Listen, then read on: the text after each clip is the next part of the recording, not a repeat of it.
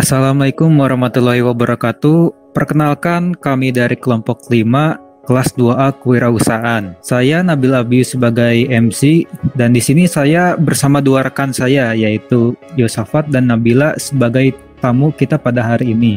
Nah, pada kesempatan kali ini kita akan membahas mengenai potensi ekonomi dan bisnis digital. Nah, berbicara mengenai ekonomi nih, kita tahu bahwa perkembangan perekonomian dunia telah berkembang pesat sejak dulu, terutama di barat sana yang disebut revolusi industri. Nah, seperti yang kita ketahui bahwa revolusi industri terbagi menjadi 4. Mungkin dari kalian ada yang bisa menjelaskan mengenai revolusi industri ini gitu. Oke, mungkin dari saya sendiri akan menjelaskan sedikit ya mengenai perkembangan revolusi industri. Dimulai dari revolusi industri 1.0, yang mana pada revolusi industri generasi pertama merupakan revolusi pada tahap awal yang terjadi pada abad ke-18, tepatnya pada tahun 1784, yang ditandai dengan ditemukannya mesin uap oleh James Watt. Setelah mesin uap ditemukan, muncullah berbagai penemuan teknologi yang menggantikan fungsi manusia, seperti contohnya penemuan lokomotif, telepon, kereta api, kapal perang, dan mesin uap. Nah, penemuan mesin uap ini juga membuat meningkatnya perekonomian dan penghasilan per kapita negara menjadi 6 kali lipat nih, sehingga dapat membuat sebuah perubahan-perubahan baru yang akan melahirkan kembali sebuah revolusi industri dengan perkembangan yang lebih maju. Dari revolusi industri 1.0 kita geser dikit nih ke revolusi industri 2.0. Yang mana pada revolusi industri ini terjadi pada abad ke-19 sampai abad ke-20 yang ditandai oleh penggunaan teknik baru berupa mesin bermotor dengan bahan bakar listrik atau bensin. Pada tahun 1913 tercipta sebuah lini produksi mobil yang sebelumnya untuk merakit satu mobil itu harus dilakukan oleh banyak orang. Namun setelah ada penemuan ini, produksi mobil dapat dilakukan secara massal. Dengan adanya revolusi industri kedua ini mengakibatkan perubahan yang cukup besar, bahkan pada saat adanya Perang Dunia Kedua. Lalu proses produksi tank, pesawat, dan senjata lainnya dibuat oleh pabrik yang telah menggunakan lini produksi. Nah, ini pada Perang Dunia Kedua. Terus geser lagi nih ke revolusi industri 3.0. Yang sebelumnya pada revolusi industri 2.0, proses produksi barang masih membutuhkan tenaga manusia. Namun setelah terjadi revolusi industri 3.0, tenaga manusia tidak lagi dibutuhkan terlalu banyak, dan pada revolusi ini menandakan bahwa abad industri perlahan berakhir kemudian digantikan dengan abad informasi. Pada revolusi ini ditandai dengan teknologi informasi dan penggunaan elektronika menggunakan otomatisasi produk. Pada revolusi industri ini lahir pada awal tahun 1970, yang mana kemunculan revolusi industri ini mengubah kembali peradaban dunia, yang mana pada revolusi industri ini sudah menggunakan sistem otomatisasi yang dikontrol oleh komputer. Dengan adanya sistem komunikasi yang telah menggunakan teknologi digital, membuat penyebaran akses informasi semakin cepat. Nah, terus geser lagi nih ke revolusi industri sekarang, yaitu revolusi industri 4.0. Nah, berkembangnya revolusi industri saat ini mendorong banyak terobosan teknologi baru yang disambut baik oleh masyarakat luas. Revolusi industri ini diciptakan pada tahun 2011 yang saat diselenggarakan Hannover Fair ya di Jerman waktu itu, dengan istilah industri 4.0. Industri ini dipercaya dapat meningkatkan produktivitas, yang mana industri 4.0 ini merupakan industri yang berhubungan langsung dengan digital yang cakupannya dari berbagai jenis teknologi. Revolusi ini menyatukan kedua teknologi, yaitu otomatisasi dan cyber. Teknologi ini merupakan gaya dalam pertukaran data secara manufaktur dan otomatisasi. Berbeda dengan revolusi sebelumnya, industri 4.0 mengembangkan Internet of Things atau IoT bersamaan dengan teknologi-teknologi baru seperti dalam bidang robotik, sains, dan lain sebagainya. Dan sekarang pada masa revolusi generasi keempat mengeluarkan pengaruh yang cukup signifikan dibandingkan dengan revolusi industri sebelumnya, yaitu dengan adanya teknologi baru yang serba digital membuat produktivitas menjadi meningkat. Contohnya dalam bisnis transportasi, zaman dahulu itu kan model transportasi yang digunakan merupakan transportasi konvensional ya, yang dilakukan secara manual. Namun sekarang setelah terjadi revolusi industri 4.0 terdapat model baru dalam bidang transportasi yang dilakukan secara digital, seperti ojek online, taksi online, dan sebagainya. Karena kemudahan tersebut, maka sekarang transportasi konvensional mulai ditinggalkan bagi mereka yang sudah mengerti dunia digital, gitu. Mungkin seperti itu. Wah, kalau kita amati ya, dari revolusi industri 1 hingga sekarang itu banyak sekali perubahan secara signifikan gitu. Dari revolusi industri 1 kita mengenal dengan uap gitu ya. Dari uap kita mulai mengenal yang namanya pabrik-pabrik di di barat sana. Kemudian pada revolusi industri 2 kita mengenal yang namanya bensin gitu, dimana bensin ini sangat berpengaruh sekali gitu ya teman-teman terhadap kontribusinya terhadap revolusi industri 2 ini. Kemudian pada revolusi industri 3 kita mengenal yang namanya mesin sebagai produksi pada revolusi industri 3 ini gitu. Dan pada hingga saat ini revolusi 4.0 yang dimana terkenal dengan digitalisasinya seperti itu teman-teman. Nah, pada revolusi industri kita tahu bahwa digitalisasi sudah masuk di berbagai dunia, bahkan di Indonesia itu sendiri. Nah, menurut kalian apa sih perkembangan sektor industri dalam digitalisasi? Mungkin bisa dijelaskan gitu mengenai industri dalam digitalisasi ini seperti apa gitu. Baik Mas Nabil, izin menjawab Mas Nabil ya? Ya, silakan Yes. Dari jawaban teman saya tadi dari Nabila gitu bisa menjawab juga nih pertanyaan yang barusan Mas Nabil bilang. Karena kan dari zaman ke zaman industri itu udah meningkat terus ya, atau berevolusi lah istilahnya. Dan sampailah di zaman sekarang gitu, yang dimana industri sekarang tuh serba digitalisasi gitu. Yang dimana karena digitalisasi ini terciptalah industri-industri baru seperti blockchain, 3D printing, IoT, robotik, dan cloud computing. Apalagi itu kan dalam kondisi pandemi COVID-19 ini itu mendorong industri untuk go digital atau yang serba internet gitu. Karena kan dengan adanya kebijakan lockdown ya kita bisa di rumah saja gitu. Jadi tingkat orang untuk menggunakan internet atau memainkan digital itu semakin meningkat, sehingga layanan-layanan seperti e-commerce, layanan streaming, dan food delivery itu semakin meningkat gitu Mas Nabil. Wah, bagus sekali ya. Terima kasih ya Yos. Nah, dari Yosafat sendiri gitu, kita tahu bahwa perkembangan sektor industri digitalisasi sangat terasa di kehidupan kita sehari-hari gitu. Namun tak dapat dipungkiri, pasti ada yang namanya perbedaan sebelum dan selama digitalisasi di Indonesia nih. Nah, menurut kalian apa sih perubahan sikap masyarakat terhadap digitalisasi pada saat ini gitu? Iya, baik Mas Nabil, izin menjawab lagi ya. Ya, dari yang kita lihat sendiri gitu ya, dari perkembangan zaman gitu, dari zaman ke zaman sepertinya internet atau digital sekarang tuh tidak dapat lepas gitu dari dalam kehidupan manusia gitu. Karena kan kita lihat aja kalau kita ke bus atau kita jalan di pinggir jalan, pasti kita melihat orang memegang HP gitu, kayak nggak bakal bisa lepas dari HP. Apalagi kalau bangun tidur pasti mostly anak muda sekarang tuh pasti yang dicari HP duluan gitu, nomor satu gitu kan. Itu kan kelihatan emang digital ini udah menyatu gitu dari hidup manusia itu sendiri gitu. Dan ini juga terbukti gitu dari Digital Economy Report gitu yang 2019 yang dikeluarkan oleh UNTAD gitu. Perkembangan global internet protokol traffic dari tahun ke tahun tuh semakin meningkat. Contoh dari tahun 1992 itu pengguna internet tuh hanya 100 giga per hari. Pada 2002 meningkat menjadi 100 GB per detik. Nah, pada tahun 2017 itu menjadi 46.600 GB per detik. Dan pada tahun 2020 sekarang, 2022 diperkirakan akan mencapai 150.700 GB gitu kan. Dapat dilihat dari datanya itu meningkatnya itu drastis gitu ya. Berarti dari zaman ke zaman orang yang menggunakan internet itu semakin meningkat gitu. Jadi dapat dipastikan bahwa masyarakat sudah sangat terbuka, dan bukan sangat terbuka lagi, tapi sudah menjadi ketergantungan gitu kepada internet itu sendiri gitu Mas Nabil. Apalagi kita sekarang masa lockdown gitu ya, yang dimana semua ikan tuh serba internet gitu, serba digital. Jadi ini menambah digital itu menjadi suatu bagian dari kehidupan masyarakat itu sendiri gitu Mas Nabil. Oke. Nah, menarik ya mengenai digitalisasi itu. Jika kita lihat dari masa ke masa, dari tahun ke tahun tuh masyarakat sudah mulai melek terhadap digitalisasi gitu, mulai bisa memanfaatkan digitalisasi gitu, seperti itu. Nah, dari Yosafat ternyata kita banyak sekali ya perubahan pada sikap masyarakat yang sebelum dan sesudah digitalisasi gitu. Nah, setelah mengetahui peranan dari Yosafat, ternyata banyak sekali ya perubahan sikap masyarakat sebelum dan selama digitalisasi. Dan tentunya digitalisasi memberikan dampak yang besar pada masyarakat. Di awal kita berbincang mengenai ekonomi dan membahas mengenai apa itu digitalisasi. Ada nggak sih peranan ekonomi digital menurut pandangan kalian?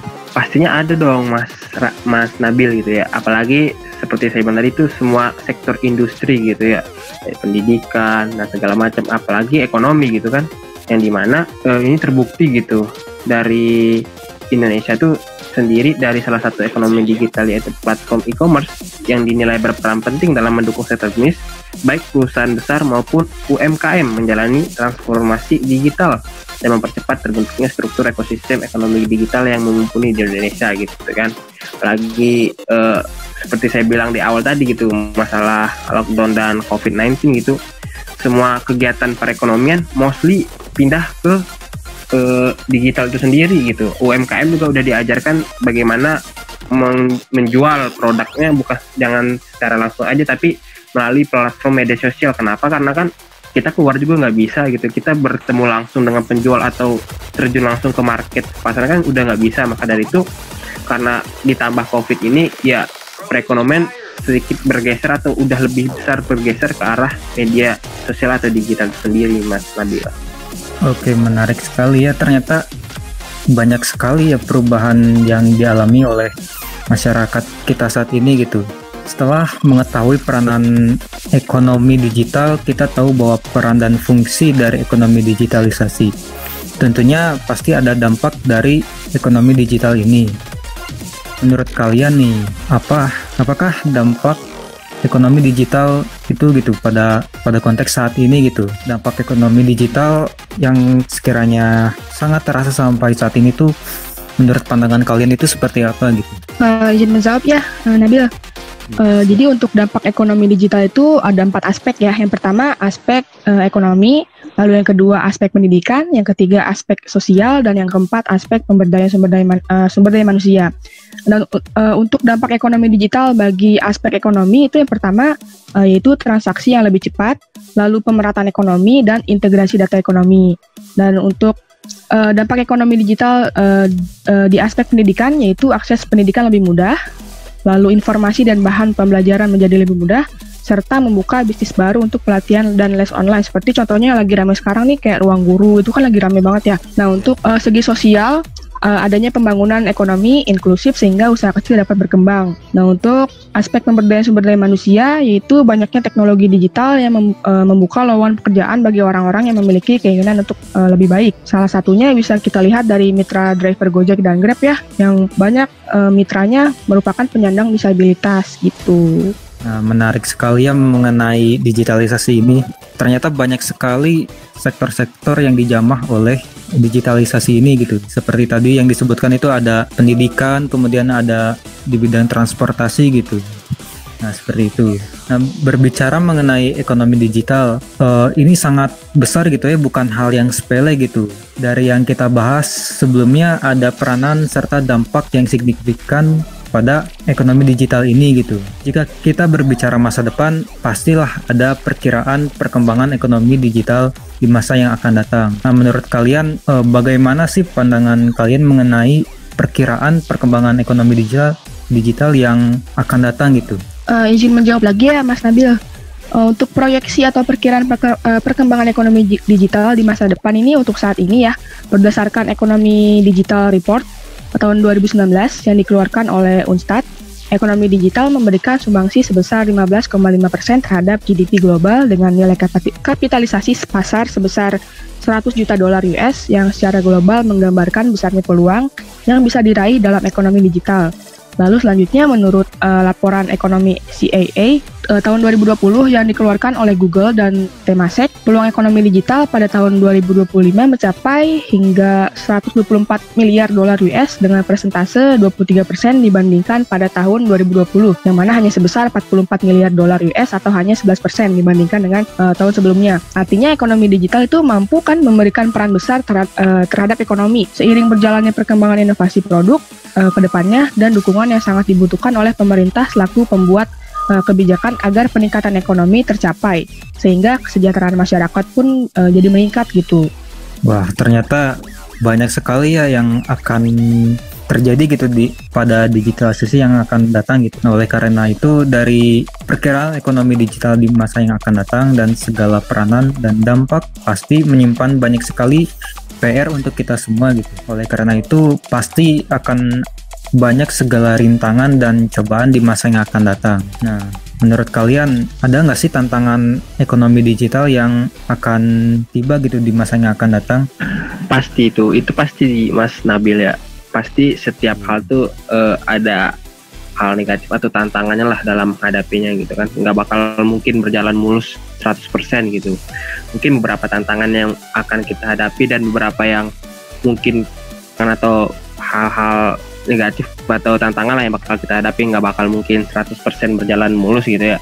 Dan mungkin salah satu tantangannya itu seperti cyber security gitu ya, dimana semakin canggih teknologi semakin canggih pula kejahatannya gitu. Jadi apalagi kayak orang-orang Indonesia ini masih minim pengetahuan lah, masih minim pengetahuan tentang internet ini. Jadi masih banyak orang-orang yang terjebak skema kejahatan di internet gitu, seperti kayak giveaway gitu kan, disuruh klik link, tiba-tiba akunnya kehack, tiba-tiba akunnya diretas dan segala macam. Itu kan sangat berbahaya gitu. Apalagi bahkan negara kita sendiri gitu pernah mendapat 1,22 miliar serangan cyber gitu setiap harinya kan.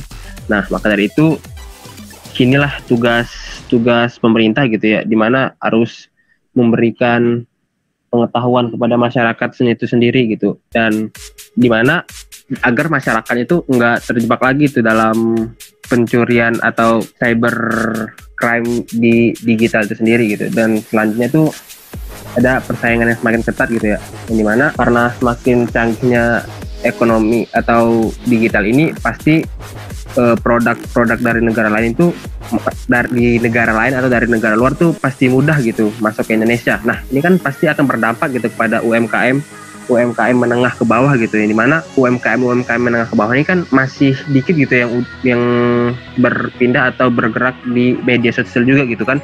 Yang lama-lama UMKM-nya akan mati gitu, yang kemakan oleh produk-produk luar, dimana produk-produk luar tuh banyak juga harganya yang nggak kalah jauh dari produk dalam negeri gitu. Jadi di sini juga itu peran pemerintah gitu untuk bersinergi lah gitu dengan pihak swasta gitu, agar produk lokal ini dapat bersaing gitu. Bagaimana caranya nggak kalah gitu.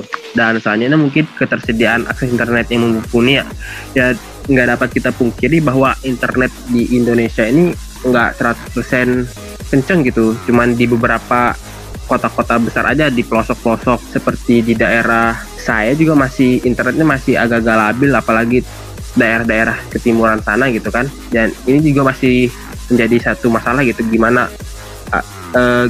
mau bisa memaksimalkan digital ini, tapi kalau internet atau fasilitas aja belum maksimal gitu kan ya. Terus juga yang terakhir sih mungkin pembangunan sumber daya manusia gitu ya, dimana tantangan selanjutnya itu menghadapi investasi digital ekonomi Indonesia yang mengenai sumber daya manusia itu seperti di Asia Tenggara gitu, termasuk pula di Indonesia. Pada tahun 2017 sebagaimana dilansir di kompas.com menyebutkan bahwa di Asia Tenggara tuh sumber daya profesionalnya dalam mendongkrak pertumbuhan ekonomi digital itu masih minim gitu, atau orang-orang yang profesional yang bekerja di digital itu masih minim gitu. Seperti ini untuk PR gitu bagi negara-negara berkembang, tenaga kasar masih mendominasi gitu sumber daya dalam hal sistem perekonomian. Nah, ini mungkin tantangan gitu bagi Indonesia gitu ya, bagaimana menciptakan orang-orang yang berkompeten gitu di bidangnya, dimana jangan ngambil dari luar negeri mulu gitu. Kalau bisa ya kita harus menggunakan orang-orang dalam negeri kita gitu. Masa kita harus ngambil orang-orang dari luar negeri mulu gitu kan, kasihan orang-orang kitanya gitu, jadinya banyak pengangguran gitu. Itu sih Mas Nabil. Oke, ternyata tak dapat dipungkiri gitu ya, dengan maraknya digitalisasi yang akan ada di masa depan, dengan berkembangnya digitalisasi di masa yang akan datang, tentunya banyak sekali tantangan yang akan dilewati oleh kita semua gitu. Nah, seperti yang disebutkan oleh Yosafat tadi, seperti adanya cybercrime, adanya persaingan di dalam negeri, kemudian masalah jaringan di beberapa daerah gitu. Nah, mungkin ini bisa menjadi PR bagi kita semua gitu. PR bagi pemerintah yaitu dengan memberikan edukasi kepada masyarakat atau memberikan fasilitas internet yang mumpuni bagi seluruh rakyat Indonesia, dan PR bagi kita yaitu dengan memanfaatkan sebaik mungkin digitalisasi yang ada dan kita manfaatkan dengan sebaik mungkin gitu. Terima kasih ya kepada rekan-rekan yang telah mendengarkan podcast pada hari ini. Terima kasih juga kepada Yosafat dan Nabila yang telah menyempatkan waktunya untuk hadir pada podcast hari ini. Saya Nabil Abius sebagai MC mengucapkan terima kasih dan wassalamualaikum warahmatullahi wabarakatuh.